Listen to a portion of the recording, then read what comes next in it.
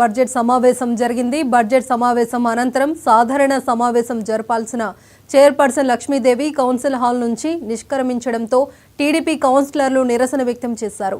MLA వరదరాజులారెడ్డి ప్రశ్నించిన సమాధానం ఇవ్వకుండా వెళ్లిపోవటం పట్ల ఆగ్రహం వ్యక్తం చేశారు.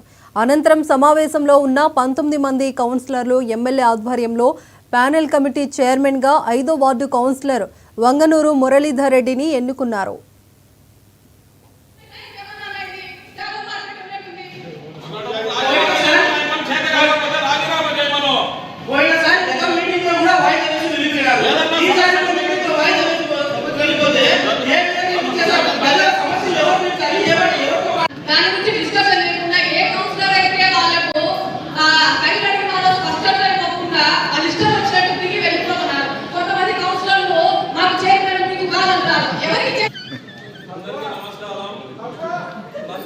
నాకు ఈ అవకాశం ఇచ్చిన నంద్యాల వరదరాజురెడ్డి గారికి మన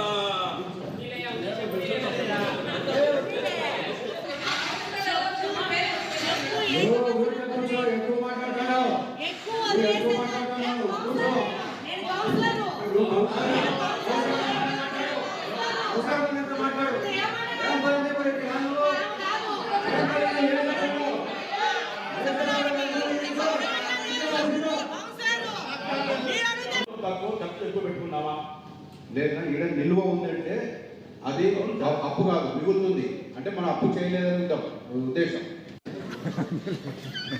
అందరికీ నమస్కారం. నాకు ఈ అవకాశం ఇచ్చిన నంద్యాల వరదరాజురెడ్డి గారికి మన